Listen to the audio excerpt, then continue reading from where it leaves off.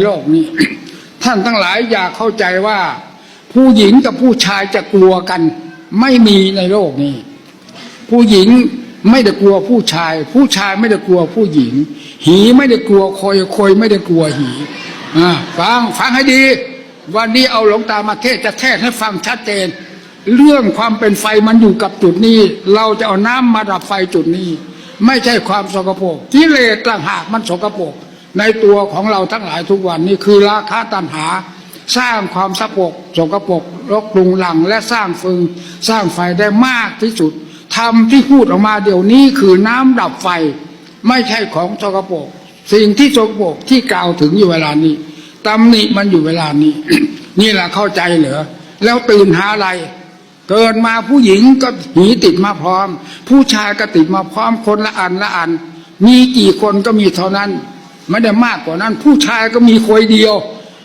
ไม่ได้มี10 คนต่างกันพอจะมาแข่งกันผู้หญิงก็มีหีเดียวแล้วเป็นบ้าอะไรนั่งหนาเมียก็มีครบผัวก็มีครบแล้วอยู่ด้วยกันเป็นผาสุกหัวเดียวเมียเดียวนี่พระเจ้าสอนไว้ว่าละมันไม่ได้ให้อยู่เท่านี้นะอย่าเลยนี่ออกไปนั่นฟังสิถ้าเลยนี่ออกไปแล้วเป็นไฟเผาบ้านเผาเมืองเผาลูกเผาหลานเผาบ้านไปหมดเป็นประเพณีหมาเดือน9เมืองไทยเรานี่เป็นเมืองไทยหมาเดือน9ดูได้ไหมหมาเดือน9เวลามันคึกขนองมันกัดมันฉีกกันคนมันยิ่งฉลาดกว่าหมาทำความชั่วช้าละโมกทำความเดือดร้อนความที่ผายเนี่ยมากกว่าหมาซะอีกเนี่ยถ้ามันมีธรรมเข้าครอบไว้นะที่กล่าวนี้คือธรรมเป็นน้ำดับไฟครอบมันไว้ไม่ให้มันรุนแรงดิ้นจนเกินไป เนี่ยตัวฟืนตัวไฟเผาบ้านเผาเมืองถึงขนาดที่ว่าชาติไทยเราจะล่มจมก็เพราะ2 ตัวนี้แหละมันสังหารสมบัติเงินทองเข้าของหามาเท่าไรหามาตั้งแต่ตื่นนอนจนกระทั่งถึงยันค่ำหาแต่เงินแต่ทองแต่เข้าแต่ของหาแต่ความร่ำรวยมาขั้นเวลาได้มาแต่ความผิดหวังเต็มหัวอกนอนก็ไม่หลับแล้วตื่นเช้าหาอีกได้มาอีกแต่ความผิดหวังเผาหัวใจตั้งแต่วันตื่นนอนถึงค่ำตั้งแต่วันเกิดถึงวันตายหาเงินมาเท่าไหร่เมืองไทยเราใครก็หาแต่เงินแต่ทองก็ของได้มาแต่ความผิดหวังเผาบ้านเผาเมืองเพราะความโลภมันสังหารเข้าใจไหมหามาก็หามาด้วยความโลภเป็นกิเลสได้มาก็ได้มาด้วยความโลภอันเป็นกิเลสทีนี้ได้มามากน้อยความโลภนั้นมันก็เอาไปเผาหมดถลุงหมดเพราะฉะนั้นเราหามามากน้อยจึงไม่มีอะไรติดเนื้อติดตัวติดกระเป๋าเลยกิเลสเอาไปเผาหมดแล้วก็พากันหาเป็นบ้ากันอยู่ตลอดเวลาหาจนกระทั่งมันตายก็ไม่ได้ทั้งเงินไม่ได้ทั้งความสุขนอกจากเขาทุกเต็มโห่เท่านั้นไอ้ภาคทั้งตั้งเนื้อตั้งตัวนะให้ประหยัด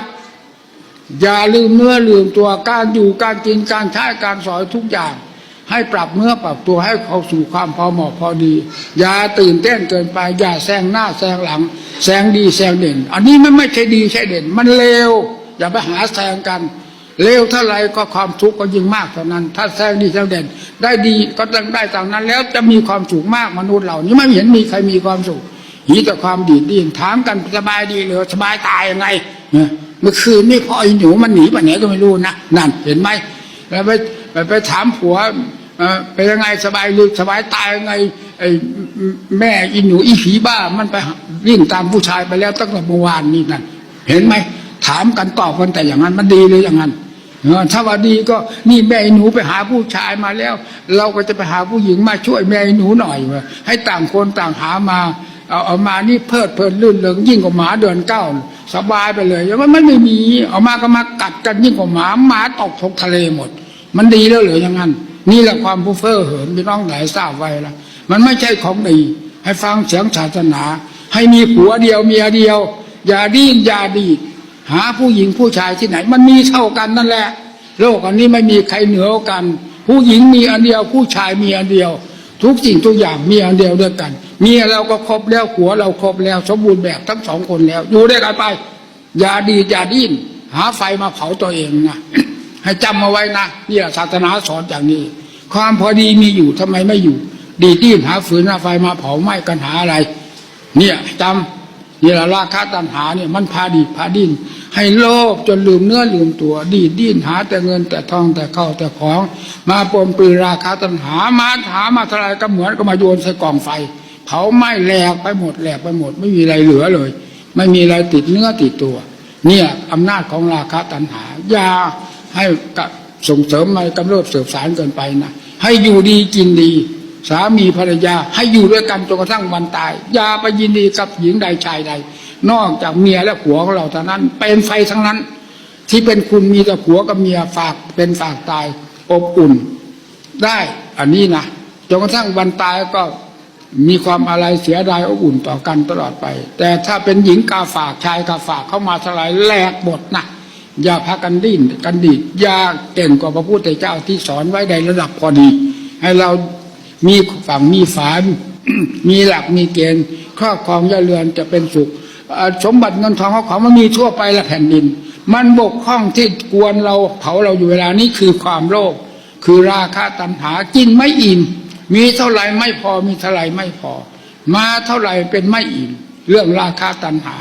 ไม่ได้กลัวกันเพราะฉะนั้นจึงบอกว่าหญิงไม่ได้กลัวชายนะผู้ชายไม่ได้กลัวผู้หญิงนะบอกชัดๆอย่างนี้คือมีแต่ดู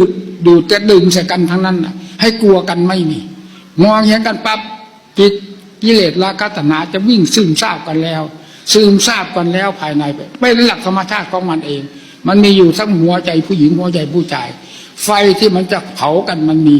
เชื้อไฟกับไฟมันมาพร้อมกันเยิ้มใส่กันทันทีเลยต้องเอาทำศาสนาเอาน้ำดับไฟเอากำแพงคือทำกั้นเอาไว้ให้มันอยู่ในความพอดีถ้าไม่งั้นมันเลยฝั่งเลยฝาเผาตัวเองนั่นแหละท่านเนี่ยให้อยู่ในเกณฑ์ของที่ต้องทำนะอย่าพากันเลยเถิด นี่แหละการอยู่กันกินใกล้พอดีการอยู่ครองกันผัวเมียภรรยาลูกเล็กเด็กแดงจะเป็นจุกไปหมดถ้าพ่อแม่มีขอบมีเขตเป็นแบบพิมพ์ที่ดีแล้วลูกจะเย็นไปหมดนะแล้วเด็กคนหนึ่งจะโตมาเป็นผู้ใหญ่โตเป็นผู้ใหญ่เอาแบบพิมพ์ของแม่มาใช้มันก็เย็นไปตามๆกันถ้าแบบเลอะเทอะนี้เด็กเกิดขึ้นมาเริ่มเลอะเทอะตั้งแต่อยู่ในท้องแม่มันแล้วนะพ่อแม่มันพาเลอะเทอะลูกมันอยู่ในท้องแม่มันก็เลอะเทอะตกคลอดออกมาก็เป็นขี้ออกมาพร้อมแทนที่จะเป็นคนตกคลอดออกมาเป็นขี้มาแล้วเลอะมาแล้วต่อมาเป็นผู้ใหญ่ก็ไถบ้านไถเมืองความสกปรกโสมมเอาเป็นวงราชการงานเมืองเป็นตัวสกปรกมาจากพ่อจากแม่ที่เคยพาสกปรกมาจากปู่ย่าตายายวงราชการที่เคยสกปรกมาแล้วมาเอาตัวอย่างสกปรกกันไปทำลายชาติบ้านเมืองเป็นมหาโจรปล้นบ้านปล้นเมืองนี่แหละเรื่องกิเลสตัณหาความสกปรกมันอยู่ที่ไหนทำลายได้หมดให้พากันเอาศีลเอาธรรมไปอยู่ที่ไหนสะอาดสะอ้านนะเด็กก็เป็นเด็กสะอาดผู้ใหญ่พ่อแม่พาสะอาดเข้าไปทำราชการงานเมืองเวลาไปเรียนหนังสือครูก็เป็นแบบพิมพ์ที่ดีเป็นคติตัวอย่างแก่เด็กก็เป็นเด็กดีขึ้นมาเวลาเรียนสำเร็จแล้วไปทำวงราชการก็เป็นราชการที่ดี